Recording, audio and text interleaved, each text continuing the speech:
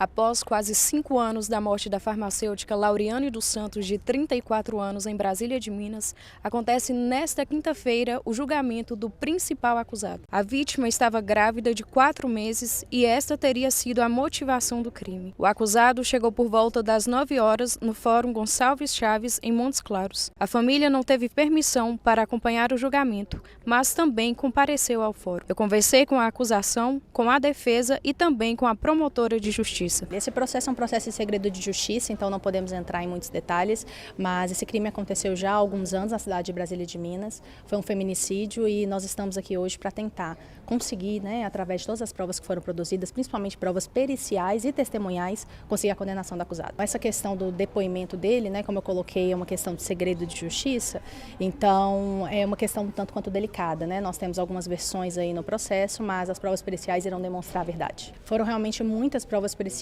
provas que são padrões de todos os processos criminais, como uma prova que verifica a necropsia, o corpo da vítima, e verifica também quais foram os elementos que causaram a morte, tem também laudo referente ao local do crime, e nós temos aqui nesse processo também outros lados, tendo em vista a natureza da acusação. Qual é o resultado esperado para esse júri? Se Deus quiser, será a justiça, será através da condenação para a família. Nós esperamos conseguir esse resultado com a maior pena possível dentro da lei. Está sendo julgado pelo feminicídio e também pelo aborto. Ele sabia que a Lauriane estava grávida e veio a cometer o crime. O crime foi motivado pela intenção dele de fazer com que ela abortasse. Segundo consta dos autos, ele tinha com intenção pelo fato dele ter uma namorada oficial, ele queria manter em sigilo essa situação que veio a ser exposta diante da questão da gravidez, que ele não aceitava. Fez com que ela abortasse, ela não concordava, e aí por fim ele acaba conduzindo ela até esse mirante. Lá ele tenta envenená-la, ela ao que parece não toma o açaí, ou quando toma ela começa a perceber algo e para, e aí ele vai e a estrangula. Geralmente o feminicídio sempre acontece dessa forma, No dia anterior ao crime, quando eles combinam esse encontro de uma forma que foi a última vez que eles trataram sobre esse assunto, e aí eles saem, ele fala inclusive que a convida para ir lá para ver os pirilampos, os grilos, ele ainda chama de flor de piquezeiro, ele chama ela, então de forma muito carinhosa ele trata, faz com que ela não perceba a intenção de que ele venha a cometer o homicídio. Foi extremamente planejado, foram comprados venenos, um primeiro veneno mais fraco, depois ele foi até outro estabelecimento com um veneno mais forte, exatamente com a intenção de envenená-la e obter a morte. Doutora, chama a atenção o fato dele nunca ter sido preso. Infelizmente nós tivemos esse problema nos autos. Eu entendo que foi um crime extremamente grave.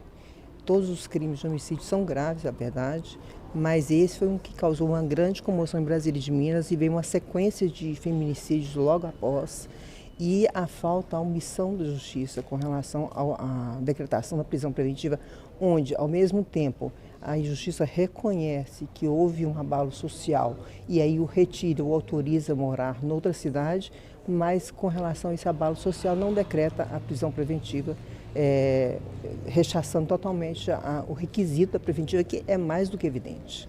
A gente espera que seja uma pena máxima, ou pelo menos próxima, bem mais elevada, porque nós temos 3 qualificadoras, que é o motivo torpe, a asfixia e também o feminicídio, a violência cometida no contexto doméstico, domiciliar, e também o aborto. Todas essas circunstâncias elementares do crime fazem com que a pena seja bem elevada. O fato dele ser primário geralmente fixa pelo tribunal, geralmente fixa a pena base na pena mínima, que seria 20 anos. Porém, nesse caso aí, vai ser feita várias circunstâncias vão ser verificadas. Por exemplo, o planejamento do crime demonstra uma frieza do autor, de conseguir efetivamente consumar o delito de uma forma que vai planejando todos os detalhes que vai praticar esse crime. A família fez um trabalho excelente no processo. Desde a fase de inquérito, quando nós não tínhamos prova das conversas, de alguns detalhes que ele nega, a família traz, né, conseguiu fazer essa recuperação dessas mensagens, desses arquivos do celular, que foi por ele retirado na cena do crime e sumiu o aparelho dela. Posteriormente, a família consegue recuperar esses dados e aí a família, posteriormente, tenta entrar nos autos como assistente da acusação, que é permitido pela lei, e é indeferido. Na fase de inquérito, dizem que pelo fato de a assistência só poder entrar na fase de ação penal, quando é instaurado o processo penal. Mas eu entendo que não, que mesmo se ele pode o mais, que é um processo criminal, onde tem partes, etc., poderiam menos. Tanto é que eles trazem provas extremamente importantes na elucidação do crime. E posteriormente, infelizmente, foi mantido eles fora do processo, que ou foi necessário a defesa entrar, foi necessário a família entrar com recurso, mandado de segurança, onde foi reconhecido que houve um abuso de autoridade ao negar a participação da família dentro do processo. E aí a família passa a integrar como assistência da acusação desde então. E nós temos aqui hoje um sigilo absoluto, que não é permitido nem mesmo a família entrar nos autos, na tribuna. Vai ser requerido o Ministério Público, foi entrado com recurso também pelo Ministério Público para que conseguíssemos ter um acesso do público, mas a alegação de que não só o autor, mas os advogados correriam risco, porque isso foi alegado no início do inquérito, quando do nascedor do inquérito. Hoje nós não vemos absolutamente nada que possa correr esse risco, sendo que é um princípio constitucional a publicidade, tanto é que o tribunal chama Tribunal Popular, né, o Tribunal do Júri. Então, assim, nós vamos bater pela existência de que as pessoas possam assistir o julgamento, que, aliás, é necessário as pessoas terem uma resposta com relação a um crime desse. Na verdade, a gente vai para o plenário discutir algumas questões que já até adiantamos, nós já conversamos com o Ministério Público, a defesa não vai trazer nenhum elemento surpresa, a defesa discorda da imputação de feminicídio, e isso é importante que seja dito porque a sociedade tem uma concepção equivocada do que é feminicídio. Nós não afastamos a realidade de que foi um crime praticado em âmbito da Lei Maria da Penha, isso é indiscutível em razão do relacionamento que existia entre eles, mas isso não se confunde com a qualificadora de feminicídio.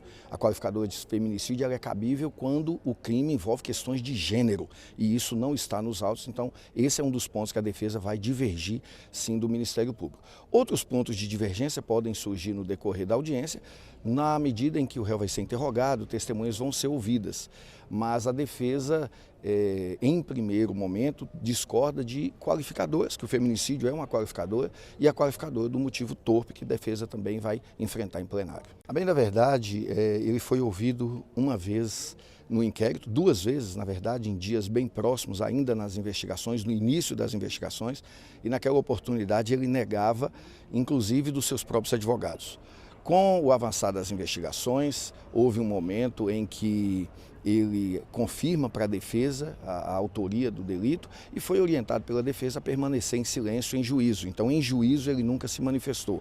Hoje ele vai se manifestar, vai ser ouvido, compareceu espontaneamente, mesmo sabendo das consequências desse julgamento, ele compareceu espontaneamente, vai prestar seu depoimento, já está lá dentro e não vai se furtar a sua responsabilidade, não. Essa dinâmica do que realmente aconteceu e a motivação, a gente vai deixar para que ele exponha em juízo, eu não posso interferir, até sob pena de desrespeitar a vontade do meu cliente. Mas tudo é em torno da gestação de um filho que teria ocorrido entre eles dois. Esse seria o ponto, né, a mola propulsora de todos os fatos. Pelo que foi divulgado naquelas mensagens, sim, seria isso, né? Ele vai explicar hoje para o juiz e para os jurados a versão dele, que eu, enquanto advogado, não a conheço porque é direito dele, ele é advogado, ele conhece durante todo o processo, foi conduzido de forma a respeitar todas as prerrogativas dele, e inclusive o direito que ele tem de falar, de dar a versão do jeito que ele quiser apresentar. A defesa não discorda que um resultado justo numa situação dessa é a condenação do réu, para que ele pague efetivamente pelo crime que ele cometeu. Agora, a questão da dimensão dessa condenação, de pena, qualificadoras, isso é uma questão que precisa ser vista depois da sentença. Eventualmente, se o juiz estabelecer na sentença uma pena que a defesa entenda que não é justa, a defesa vai recorrer em todas as instâncias que tiver para recorrer, para que seja a pena próximo de um patamar justo.